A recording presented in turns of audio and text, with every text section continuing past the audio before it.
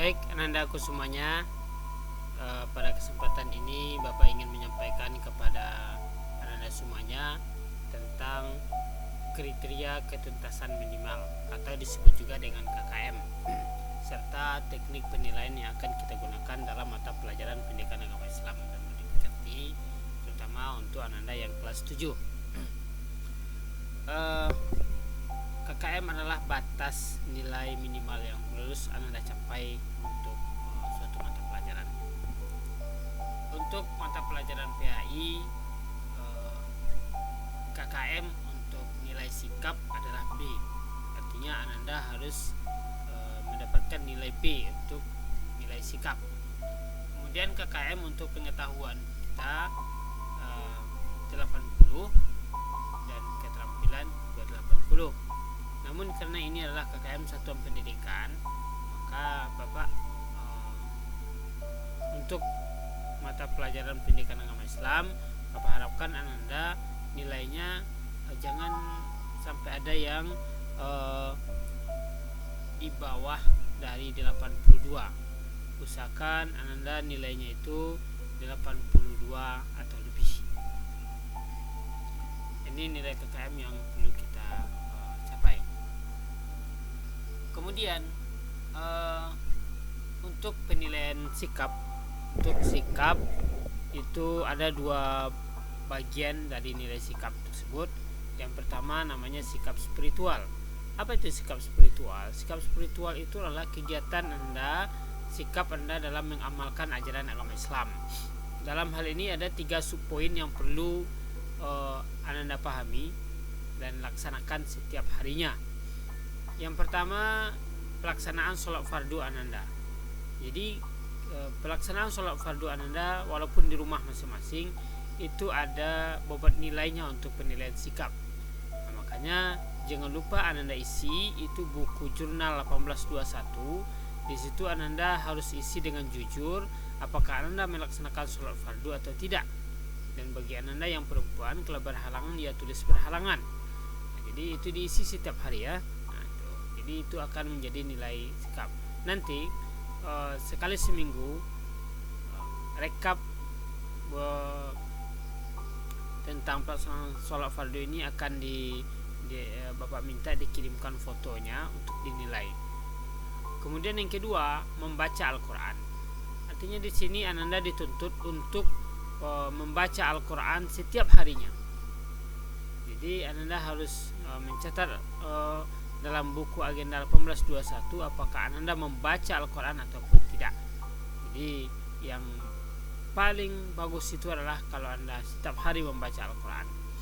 Yang ketiga, sikap berdoa dan bersyukur. Ini ketika kita mengadakan pembelajaran, sebelum mulai belajar kita bersyukur, dan setelah selesai belajar, sebelum kita memulai pembelajaran kita berdoa, dan setelah selesai pembelajaran kita bersyukur kepada Allah Subhanahu wa taala. Nah, ini 3 komponen sikap spiritual. Kemudian sikap yang kedua ini adalah sikap sosial. Sikap sosial ini juga ada 3 komponen yang akan dipertimbangkan nilainya. Yang pertama, sikap disiplin. Bagaimana sikap disiplin itu? Disiplin itu adalah ananda disiplin dalam mengikuti proses pembelajaran.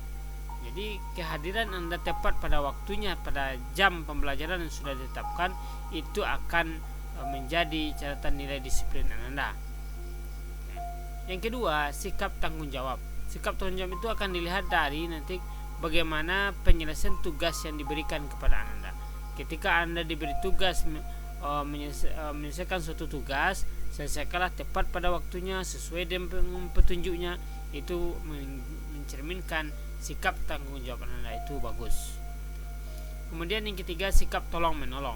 Sikap tolong menolong ini adalah bagaimana anda dapat menolong temannya, dapat menolong guru, dapat menolong orang tua gitu. Nah, dalam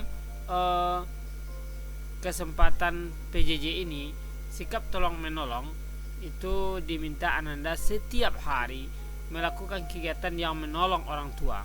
Lakukan kegiatan di rumah menolong orang tua, dan nanti Bapak akan minta fotonya dan fotokan kegiatan tersebut, dan anda nanti diberi link untuk menguploadkan foto kegiatan tersebut gitu. Kemudian kita masuk kepada penilaian yang kedua, yaitu penilaian tentang pengetahuan. Ada beberapa komponen yang akan masuk dalam penilaian pengetahuan. Yang pertama, tugas harian. Nanti setiap Ananda belajar itu akan ada tugas yang Bapak berikan kepada Ananda. Apapun bentuk tugasnya nanti lihat setelah proses pembelajaran.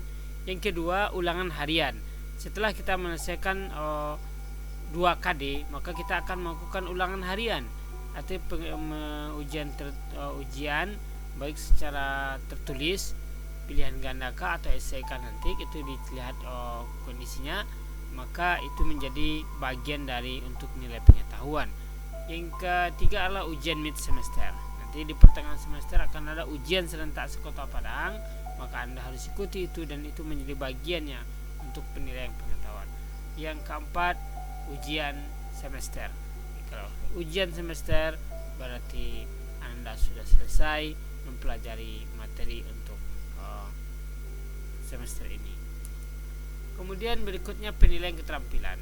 Penilaian keterampilan itu akan diambil dari setidaknya salah satu dari yang 4 ini nilainya yang paling bagus. Yang pertama, membaca atau menghafal ayat Al-Quran. Ada bagian materi-materi kita yang mengharuskan Anda membaca atau menghafal ayat. Nah, itu akan menjadi nilai keterampilan. Yang kedua, menyajikan contoh.